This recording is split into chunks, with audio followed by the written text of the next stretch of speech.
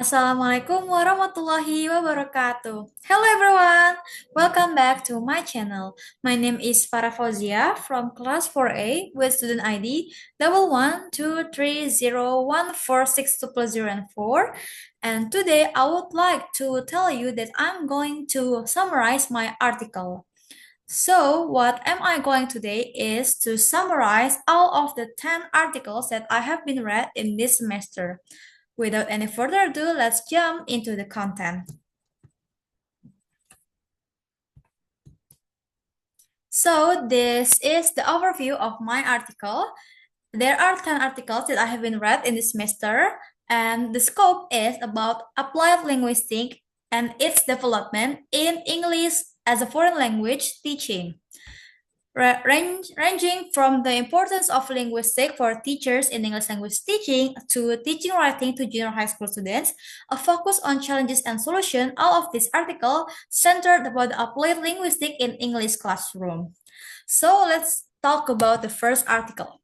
The first article is the importance of linguistics for teachers in English language teaching. This is written by Sholihatul Hamidah Daulay, M. Dalimunte, and Dia Widya Ningrum.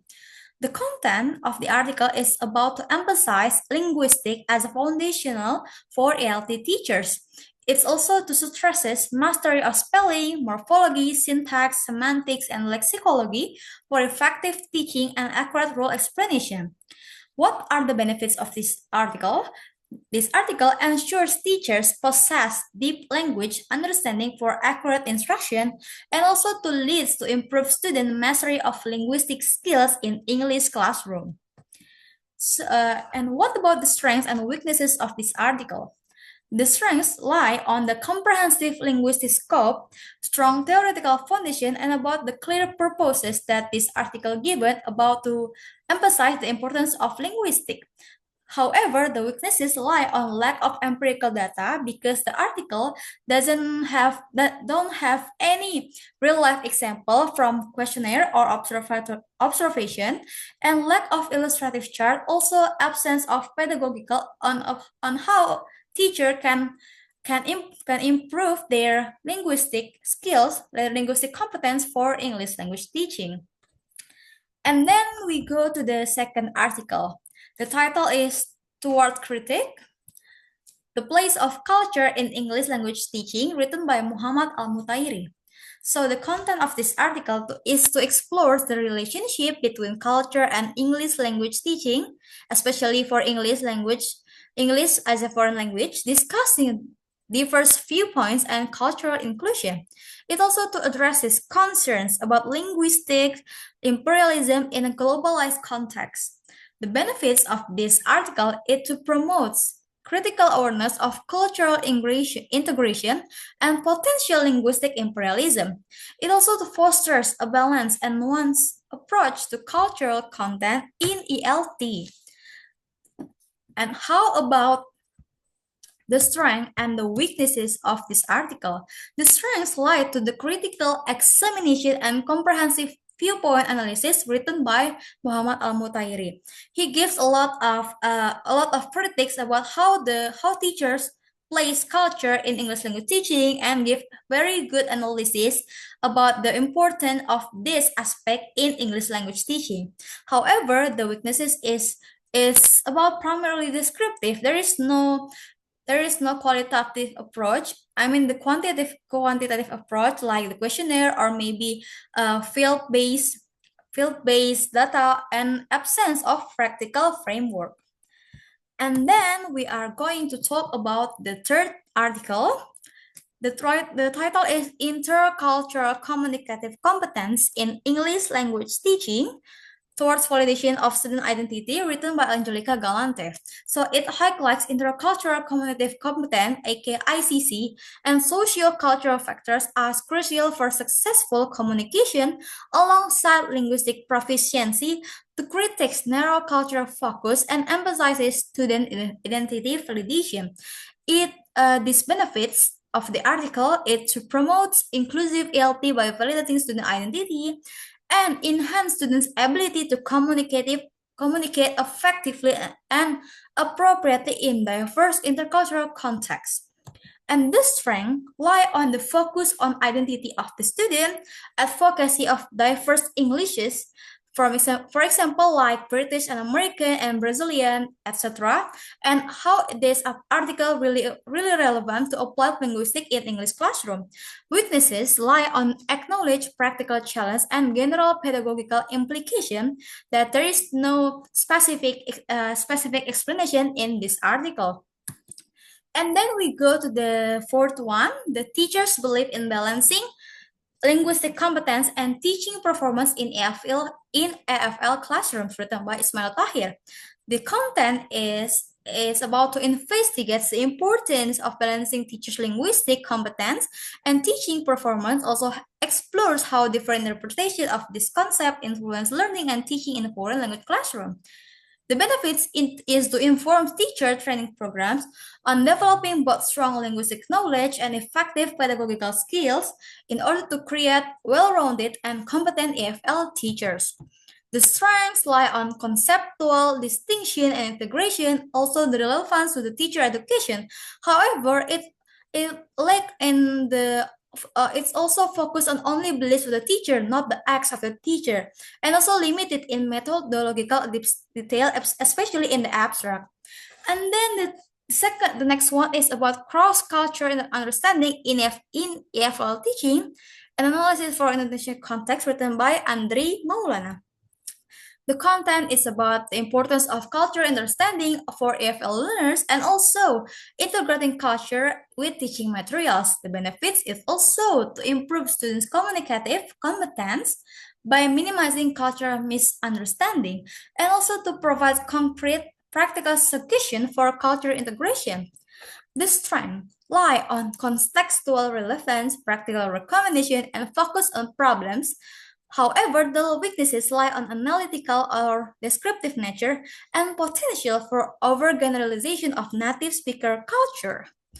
And then the next one is about investigating AFL students' linguistic problems using Grammarly as automated writing evaluating feedback written by Anna Riana et al. It's about to investigate Indonesian AFL students' writing profiles and linguistic problems using Grammarly. The benefits of this article is about to provide empirical evidence on common linguistic challenges in EFL writing and how to promote the efficient use of technology, for example, Grammarly. The strengths lie on the empirical data on linguistic problems, practical application of technology, and problem solution focus. However, there are some weaknesses in reliance on automated writing evaluation limitation. And then about exploring teachers' perspective on morality in AFL pedagogy, written by Adriano Novan et al. It's about to examine how morality and values are incorporated into AFL teaching, especially in Indonesian higher education. The benefits are to raise critical awareness among EFL educators about the importance of integrating values and morality into language education. It's about the social linguistic in EFL classroom. The strength addresses non-linguistic dimension, qualitative depth, and also identifies implementation gap, where the weaknesses only focus on beliefs without any practice entirely, and also context-specific finding. And then the next one is about the effectiveness of role play techniques in teaching speaking for EFL college students. It's about to investigate the effectiveness of this technique and linguistic competence for improving the speaking skills, especially for Iraqi EFL college students. It's about to provide strong empirical evidence for the effectiveness of role play and its role in the development of linguistic competence in English classroom. The strengths rely on the empirical and experimental design, direct practical application, and focus on communicative skill.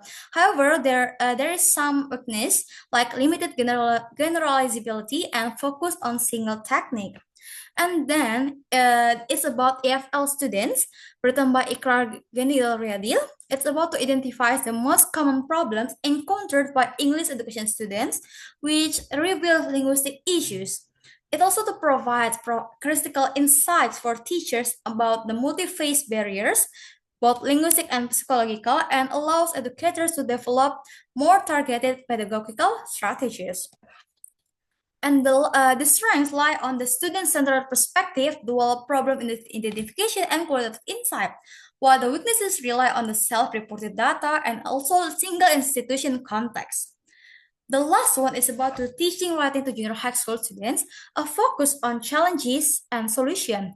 It to investigate challenge and counter by teachers when teaching English written, including about the linguistic problem, for example, like poor grammatical competence. The benefits are to provide highly practical insight to the specific challenges faced by the teachers in junior high EFL writing instruction, and also to develop a teachers professional program in order to enhance linguistic competence. The strength rely to problem solution framework, teacher-reported realism, and the weaknesses rely to limited sample size and subjectivity of solution. And so that those are the 10 articles that I have been read, and in the connection between these articles, it's about to defining and emphasizing the linguistic foundation, the importance of linguistic knowledge, and also linguistic competence versus performance. It's about to identifying and addressing student linguistic teachings and also linguistic interplay with other domains like culture, pedagogy, and psychology. And the next one is about prevalent linguistic problems and technology for linguistic accuracy. And also talks about the contextual relevance of all the applied linguistic aspect in creating an effective English as a foreign language classroom, especially from the basic level until the higher one. And the conclusion is about the applied linguistic fundamentally underpins effective EFL teaching by intricately linking linguistic mastery with culture understanding, pedagogical strategies, technological integration, and psychological consideration. It serves to bridge theoretical insights with practical classroom solution, addressing the multifaceted challenge of language education. And that's all the 10 articles that I have been read in this semester. And all of these articles really good and really beneficial for all of you as an English education student. So thanks for watching and see you. Wassalamualaikum warahmatullahi wabarakatuh.